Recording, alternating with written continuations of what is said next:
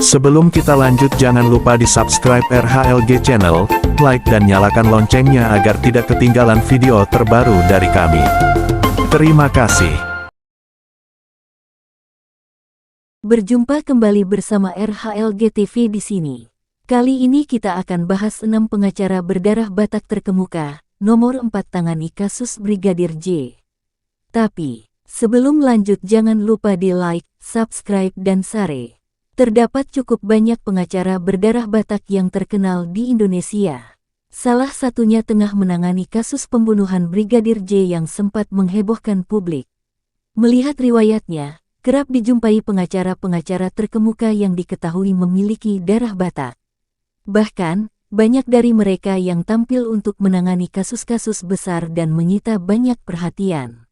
Berikut 6 pengacara berdarah Batak terkemuka yang kerap menarik perhatian. 1. Hotman Paris Hutapea. Hotman Paris Hutapea merupakan salah seorang pengacara kondang di Indonesia. Lahir di Laguboti, Sumatera Utara pada tanggal 20 Oktober tahun 1959, dia merupakan anak ke-6 dari 10 bersaudara. Pada riwayat pendidikannya, Hotman menempuh pendidikan sarjana di Fakultas Hukum Universitas Katolik Parahyangan dan lulus pada 1981. Setelahnya, dia juga mendapat gelar Master of Laws di University of Technology, Sydney, Australia. Tak berhenti di situ saja, dia menempuh pendidikan magister di UGM, serta melanjutkan ke tingkat doktor di Universitas Padjadjaran. Setelah bekerja beberapa tahun di bidang hukum, pengacara berdarah Batak ini mendirikan firma hukum bernama Hotman Paris dan Partners yang berfokus pada litigasi keuangan internasional dan penyelesaian sengketa. Tak hanya dikenal dengan penampilannya yang serba mewah, Hotman juga banyak menangani kasus orang-orang terkenal di Indonesia, termasuk diantaranya adalah para artis. 2. Hotma Sitompul. Berikutnya ada nama Hotma Sitompul. Pengacara berdarah Batak ini dikenal cukup banyak menangani kasus-kasus yang menimpa para artis seperti Raffi Ahmad, Maya Estianty, dan lain sebagainya. Dalam riwayatnya, pengacara kelahiran 1965 ini juga menjadi pendiri Lembaga Bantuan Hukum LBH Mawar Saron yang memberi bantuan hukum kepada masyarakat kurang mampu atau teraniaya secara hukum. 3. Juan Felix Tampu-Bolon. Juan Felix Tampu-Bolon merupakan salah satu pengacara terkemuka di tanah air.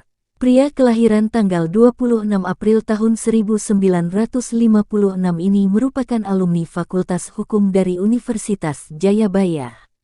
Pada sepak terjangnya, Juan Felix pernah menjadi pengacara keluarga cendana. Selain itu, namanya juga kerap muncul kala menangani kasus orang-orang yang cukup terkenal, termasuk diantaranya adalah Raffi Ahmad beberapa tahun lalu. 4. Kamarudin Simanjuntak. Pengacara berdarah Batak berikutnya adalah Kamarudin Hendra Simanjuntak. Namanya cukup banyak disorot kala menjadi pengacara dari keluarga Brigadir J alias Nofriansyah Yosua. Lahir di Tapanuli Utara, Sumatera Utara pada tanggal 21 Mei tahun 1974, Kamarudin bukanlah sosok baru di tanah air. Sebelum kasus Brigadir J, dia juga telah banyak menangani masalah lain. Sebut saja seperti korupsi Wisma Atlet Hambalang, korupsi IKTP, penistaan agama Muhammad KC, dan lain sebagainya. 5. Otto Hasibuan. Otto Hasibuan lahir di Pematang Siantar, Sumatera Utara pada tanggal 5 Mei tahun 1955. Pada riwayat pendidikannya, dia diketahui sebagai alumni Universitas Gadjah Mada, UGM. Setelah lulus, dia mengambil studi komparatif law di University Technology of Sydney. Tak hanya itu, Otto kemudian kembali ke UGM dan menempuh pendidikan doktoral. Dalam riwayatnya sebagai pengacara, sejumlah kasus besar pernah ditanganinya. Salah satu yang cukup menarik perhatian adalah kala menjadi tim kuasa hukum Jessica Kumala Wongso dalam kasus kopi sianida.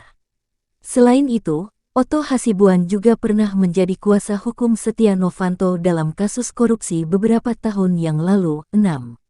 Adnan Buyung Nasution. Berikutnya ada Adnan Buyung Nasution. Pengacara berdarah Batak ini lahir pada tanggal 20 Juli tahun 1934.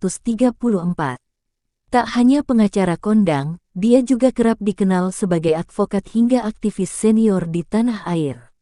Pada riwayatnya, Adnan Buyung pernah mendirikan lembaga bantuan hukum LBH.